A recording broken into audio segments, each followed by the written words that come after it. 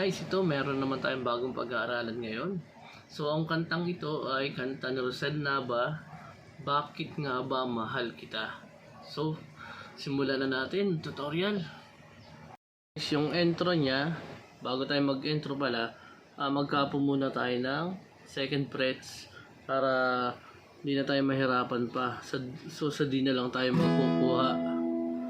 So yung intro niya, D, tapos F sharp over D,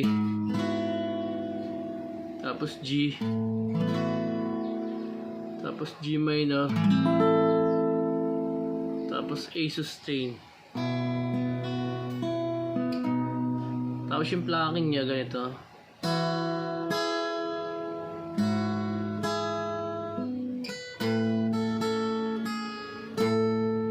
Tapos G sharp minor,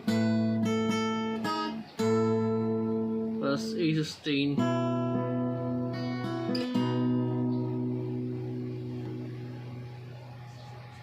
pagpasok niya ng verse, so D na tayo.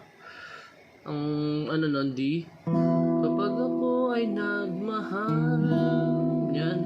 Tapos C sharp over D, tapos C ka over D, tapos itong puso ko, B, B minor ka dito, tapos D,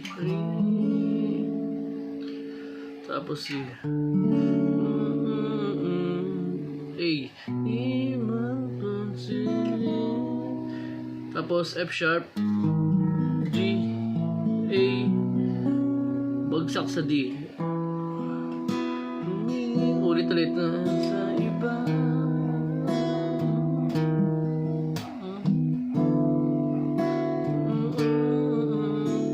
B,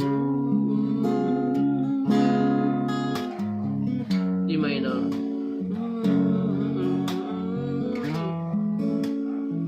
D yan, C,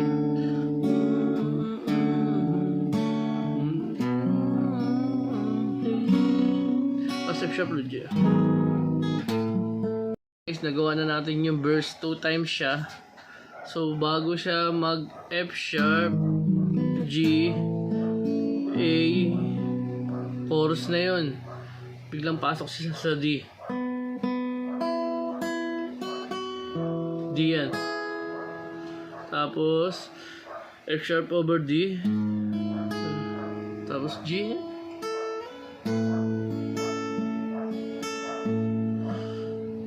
tapos E minor,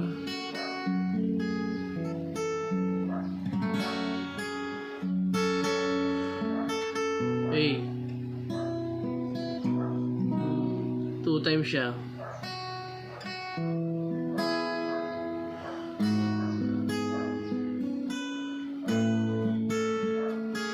Dito siya mag F sharp ka dito,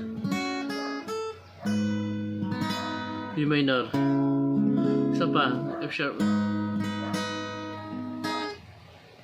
dito ka mo,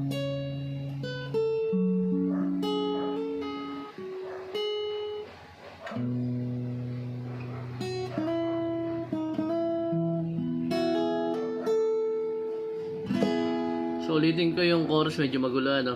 Gawin natin siya. Bakit nga ba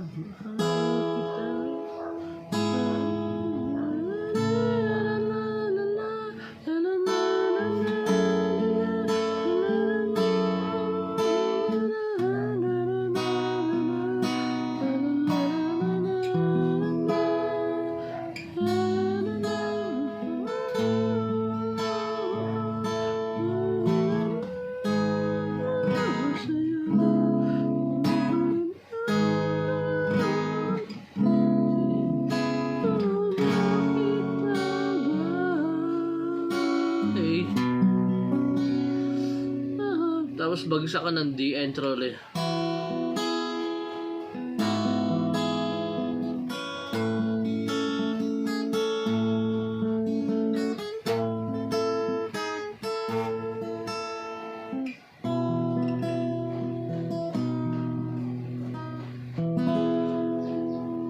So yun guys, pabalik-balik lang yung chords niya dun, babalik ulit siya sa verse. So yung verse niya, Sundan mo lang ulit yung mga chords na ilalagay ko dyan sa baba. Paulit-ulit lang naman siya. Mahalaga kasi dyan, masundan mo yung kanta ng chords.